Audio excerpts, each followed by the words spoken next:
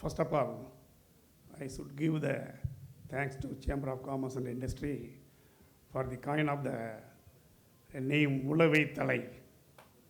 Really, thank you.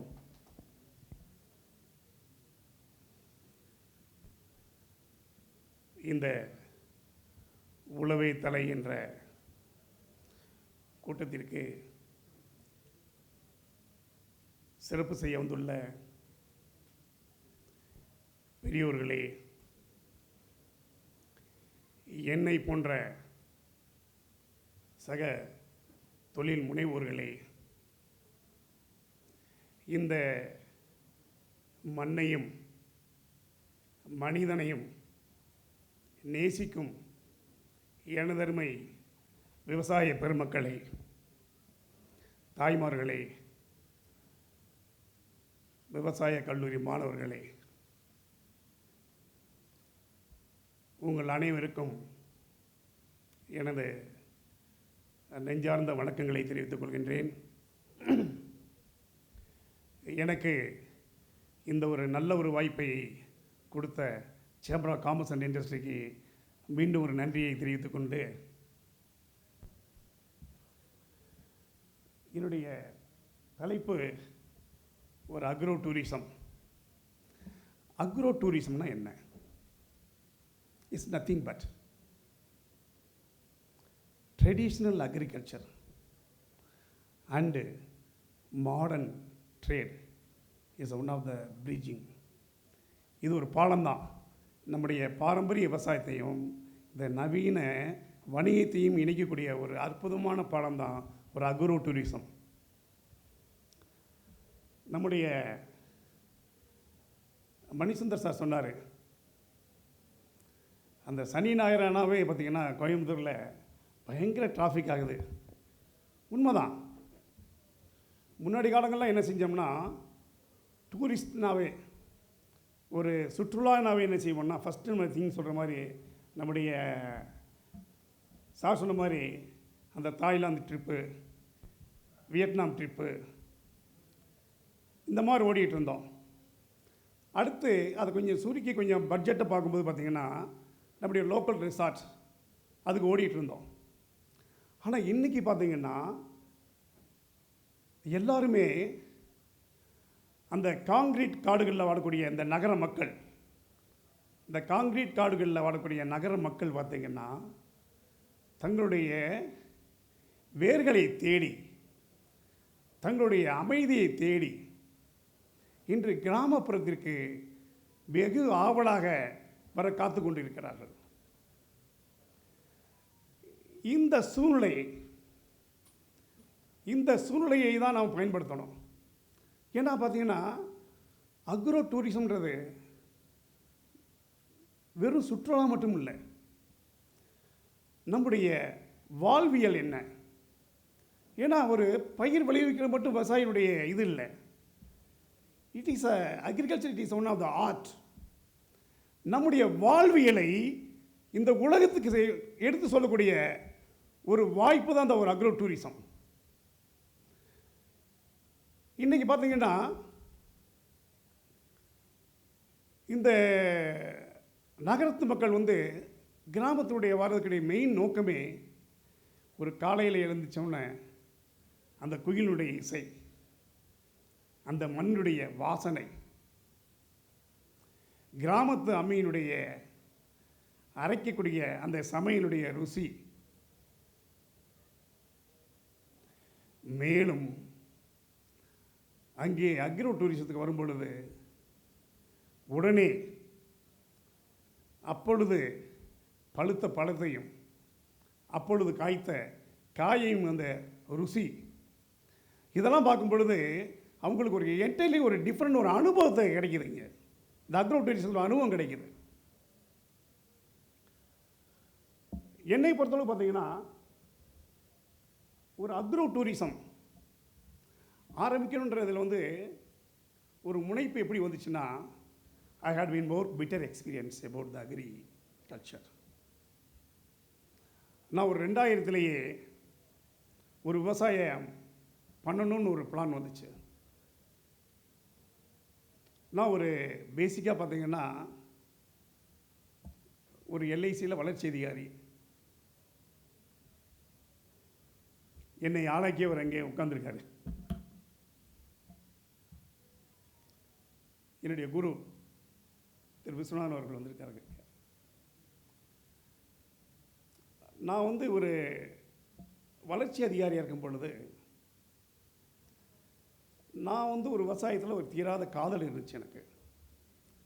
ஏன்னா என்னுடைய family பார்த்திங்கன்னா விவசாய ஃபேமிலி. நாம் ஃப்யூச்சரில் இந்த விவசாயத்தை என்ன தான் எல்ஐசியில் வேலை பார்த்தாலும் ரிட்டையர் ஆனால் விவசாயத்தை தொடணுன்ற ஒரு தீராத காதலில் தான் ஒரு 2000 விவசாயத்தை ஆரம்பித்தேன். ஒரு 25 ஏக்கர் கம்பம் வேலி. நான் இருக்கிறது கம்பத்தில் ஒரு 25 ஏக்கர் வாங்கி விவசாயம் பண்ணேன். ஃபஸ்ட்டு விவசாயம் என்ன நடந்துச்சுன்னா, நான் வாங்கின எல்லாமே பார்த்திங்கன்னா ஒரு தென்னை மரமாக இருந்துச்சு, தென்னந்தோப்பு. இந்த தென்னந்தோப்பு இருக்கும்போது பார்த்திங்கன்னா என்னுடைய எண்ணங்கள்லாம் என்னென்னா, தென்னை மரம்ன்றது எல்லா ஏரியாவும் வரும். அது ராம்நாள்லேயும் வரும், கோயம்புத்தூர்லேயும் வரும், எல்லா பக்கமும் வரும். ஆனால் எங்கள் கம்பம் வேலி பார்த்திங்கன்னா திராட்சைக்கின்ற ஒரு அருமையான ஒரு கால சூழ்நிலைகள், மண் வளம், ஹியூமிடிட்டி எல்லாமே இருக்கும்போது அந்த திராட்சை பயிர் தான் பண்ணணும் அப்படின்ற ஒரு சின்ன ஒரு மனதில் இருந்த ஒரு வெறியில் என்ன செஞ்சேன்னா, இருக்கிற தென்னந்தோப்பு பூரா வெட்டினேன். என் தோட்டம் என்னென்னா ஃபார்ச்சுனேட்டாக பார்த்திங்கன்னா மெயின் ரோட்டில், கம்பம் டு குமுளி மெயின் ரோட்டில் இருக்குது. ஒரு 25 ஏக்கரும் தென்னந்தோப்பு வெட்டும் பொழுது எல்லா பேரும் உண்மை வஞ்சாங்க. நீங்கள் படித்தவன் பாட்டை கெடுத்தான், எழுதினவன் ஏட்டை கெடுத்தான். நல்ல விளையக்கூடிய இந்த தென்னை மரத்தை வெட்டி இவர் என்ன செய்ய போகிறாருன்னு நான் அதெல்லாம் பார்க்கவே இல்லை. உடனே நான் வந்து அடுத்தது இந்த கம்பம் வேலிக்கு இந்த கால சூழ்நிலைக்கு திராட்சையை பயிரிடுவோம். ஏன்னா கம்பம் வேலி திராட்சை தான் உங்களுக்கு 365 டேஸ்க்குமே திராட்சை கிடைக்கும். வேறஸ் பார்த்திங்கன்னா உங்கள் கோயம்புத்தூரில் பார்த்திங்கன்னா ஒரு 3 மாதம் 4 மாதம் தான் திராட்சை கிடைக்கும். எங்கள் திண்டுக்கல் ஏரியா பார்த்திங்கன்னா அங்கே ஒரு 3 மாதம் தான் கிடைக்கும். நாசிக்கில் பார்த்திங்கன்னா ஒரு 3 மாதம் தான் திராட்சை கிடைக்கும். கர்நாடகா பார்த்திங்கன்னா 3 மாதம் திராட்சை கிடைக்கும். ஆந்திராவில் பார்த்திங்கன்னா 3 மாதம் திராட்சை கிடைக்கும். வேறஸ் இந்த அவர் கம்பம் வேலி we are having the 365 days the harvesting of the grapes. இதனால தான் எங்களுக்கு ஜிஐ டேக் கவர்மெண்ட் கொடுத்தாங்க. எங்களுடைய கம்பம் திராட்சைக்காக தான் புவிசார் குறியீடு கொடுத்தாங்க. ஆக நான் பார்த்தீங்கன்னா அந்த 25 ஏக்கரும் பண்ணிட்டேன். ஒரு ஆர்வக்கோளாறில் திராட்சையை பண்ணிட்டேன். ஆனால் திராட்சை ஸ்டார்ட் ஆகி இதை 2000 ஆரம்பித்தேன். 2001 என்னுடைய நல்ல அருமையாக திராட்சை பண்ணேன், நல்லா பண்ணேன். ஏக்கருக்கு பார்த்திங்கன்னா சர்வசாதாரணமாக 10 டன் 12 டன் எடுப்பேன். 12 டன்ஸ் அங்கடி. ஆனால் என்னால் விலையை வைக்க முடியே தவிர அதுக்கு விலை வைக்க முடியல. I cannot fix the price that. ரொம்ப அருமையாக விவசாயம் பண்ணுறேன். எல்லா பேரும் வருவாங்க, சார் உங்கள் பஞ்சஸ்லாம் நல்லா இருக்கு, அருமையாக இருக்குவாங்க. நான் போய் நிறைய ஆர்கானிக்கல் பண்ணுவேன், ஆர்கானிக் விவசாயம் பண்ணுவேன். முதல்ல என்னால் பார்த்திங்கன்னா விளைவிக்க முடியல, விலையை வைக்க முடியல. விளைவிக்கிறேன், நல்ல ஒரு 10 டன் 12 டன் கொடுக்குறேன் ஏக்கருக்கு. But price is not a fair price. Even I am not touching the break in point level. அந்த பிரேக் இன் வரணும் பார்த்தீங்கன்னா I am very striving hard. ரொம்ப கஷ்டப்பட வேண்டியிருக்கு. ஒரு சிந்தனை இருந்துச்சு, ஏன் நம்ம மெயின் ரோட்டில் இருக்கோம். அப்போ தான் வந்து நம்ம பாண்டுரங் தாவி சார் 2005 அவங்க ஒரு அக்ரோ டூரிசம் ஆரம்பித்தாங்க. He is father of the agro tourism. இன்றைக்கி அவர் மட்டும் முன்னாடி பேசியிருக்காருன்னா அவர் தான் ஒரு father of the agro tourism. நம்ம இந்தியாவிலே பார்த்தீங்கன்னா 2005 சார் ஆரம்பித்தார். வேர்ல்டுலே பார்த்தீங்கன்னா 1985 இட்டாலியில் ஆரம்பித்தாங்க. ஏன் ஆரம்பித்தாங்கன்னா அவங்களாம் பார்த்தீங்கன்னா எல்லாமே ஒரு நகர்ப்புறத்தில் உடைய அந்த இறைச்சலுக்கு தாண்டி ஒரு ரெஸ்ட் எடுக்கணும், அமைதியாக இருக்கணும்னு சொல்லி ஆரம்பித்தாங்க. சார் ஃபார்ச்சுனேட்டாக 2005 ஆரம்பித்தாங்க. எனக்கு தீர்வு எப்படின்னா இவர் மூலம் தான் தீர்வு கிடைச்சு. என்னுடைய திராட்சையை விற்கிறதுக்கு ஒரு நல்ல பிளாட்ஃபார்ம் வேணும். அதுக்கு ஒரு தீர்வு என்பது பார்க்கும் பொழுது ஒரு அக்ரோ டூரிசம் ஆரம்பிக்குன்னு சொல்லி நான் 2007 அக்ரோ டூரிசம் ஆரம்பித்தேன். என்னுடைய தோட்டத்தில் டெய்லி பார்த்தீங்கன்னா என் தோட்டத்துக்கு பார்த்தீங்கன்னா ஒரு 3000 பேர் 4000 பேர் வருவாங்க. உள்ளே வருவாங்க. என்னுடைய திராட்சையுடைய cultivation activities from the beginning நான் என்ன ப்ரூனிங் பண்ணுறேன், ப்ரூனிங் மெத்தட் என்ன பண்ணுறேன், to pruning method to that harvest level, ஒவ்வொரு ஸ்டேஜாக இருக்கும். ஒவ்வொரு ஸ்டேஜாக வந்து பார்க்குறாங்க. ஓ இதுதான் திராட்சையா, நான் திராட்சை மரத்தில் வருமா செடியில் வருமா கொடியில் வருமானு தெரியாமல் இருந்தோம். இங்கே வந்தோன்னே அந்த திராட்சை இருக்கே பரவாயில்ல அப்படி எல்லா பேரும் பார்த்தீங்கன்னா வாரவங்களாம் மினிமம் பார்த்தீங்கன்னா ஒரு 1/2 hour ஒரு 1 hour அங்கே ஸ்பெண்ட் பண்ண ஆரம்பித்தாங்க. அப்போ எனக்கு பெரிய தீர்வு கிடைச்சு. Very good. இப்போ இந்த இடம் வந்து நமக்கு வந்து நம்முடைய டோர் ஸ்டெப்லேயே என்னுடைய திராட்சை விற்கிறதுக்கு ஒரு பிளாட்ஃபார்ம் கிடைச்சி எனக்கு.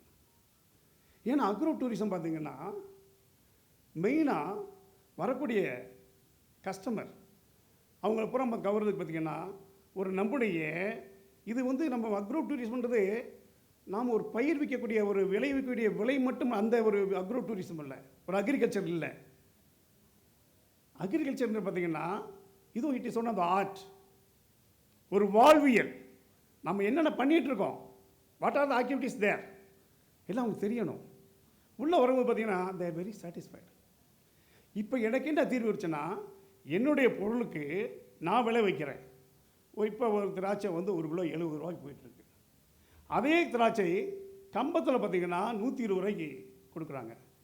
என்னுடைய மெயின் எய்மே பார்த்திங்கன்னா ஒரு நல்ல திராட்சையை வாடிக்கையாளருக்கு ஃப்ரெஷ்ஷாக அன்னைக்கே பறித்து கொடுக்கணும்.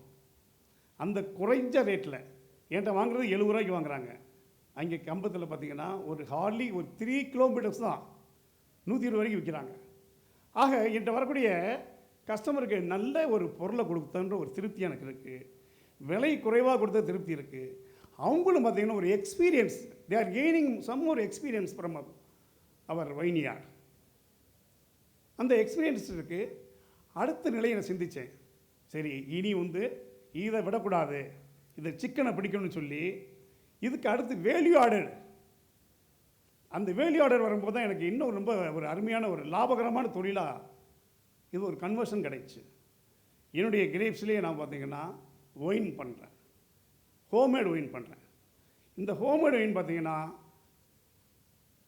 எவ்ரி இயர் என்னுடைய டேர்ன் ஓவர் பார்த்திங்கன்னா மோர் தென் 80 lakhs பார்த்திங்கன்னா என்னுடைய ஹோம்மேட் ஒயின் இது விற்கிறேன். நான் நல்ல குவாலிட்டியான ஒயின் விற்கிறேன்.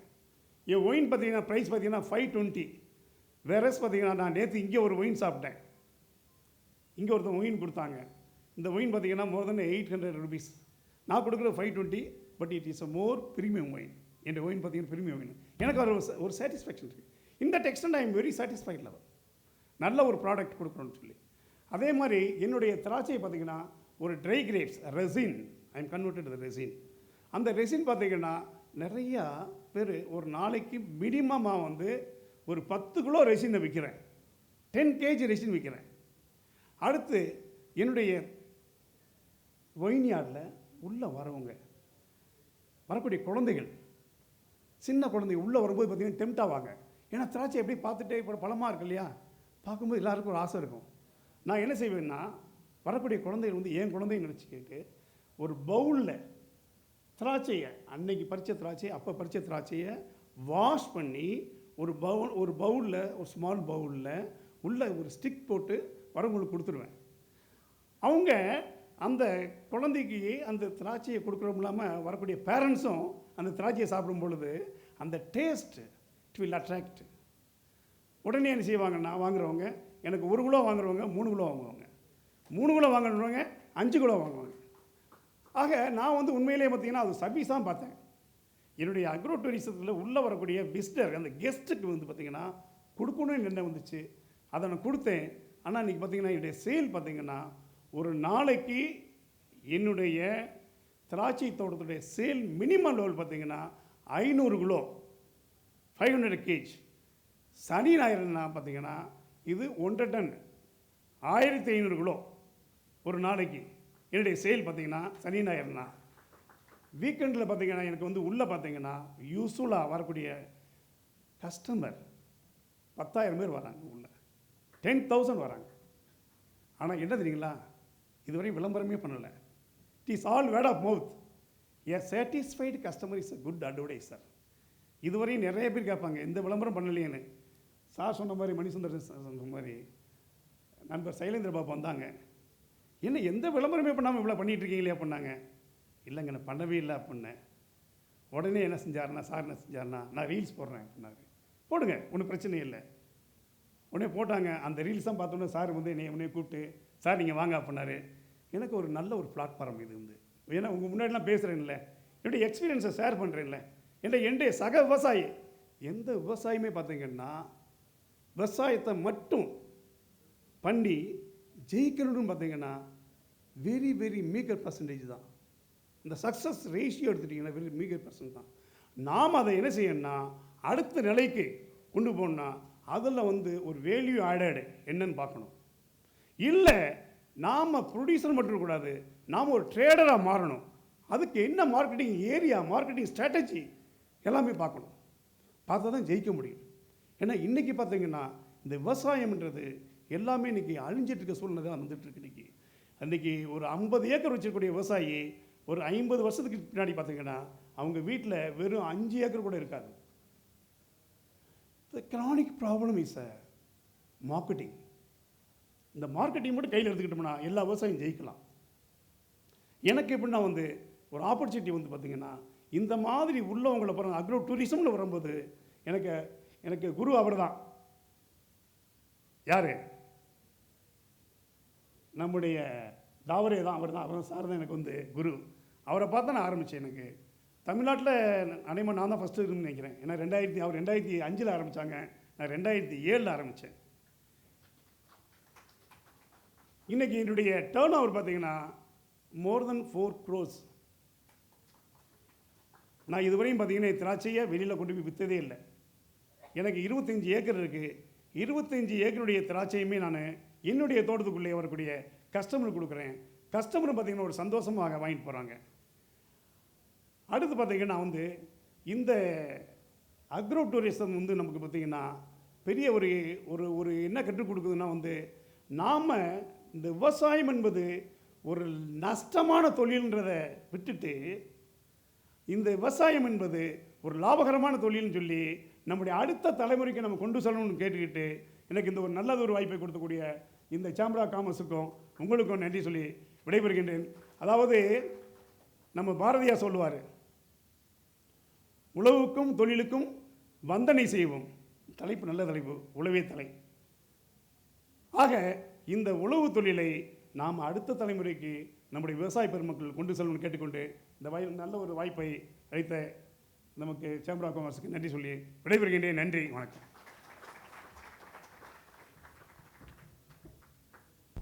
ரொம்ப நன்றிங்க சார்.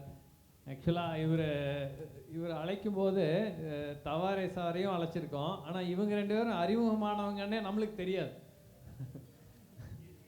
அவர் வந்து சொன்னப்புறம் தான் அவருக்கு இவர் குருங்கிறதே நம்மளுக்கு தெரிய வருது.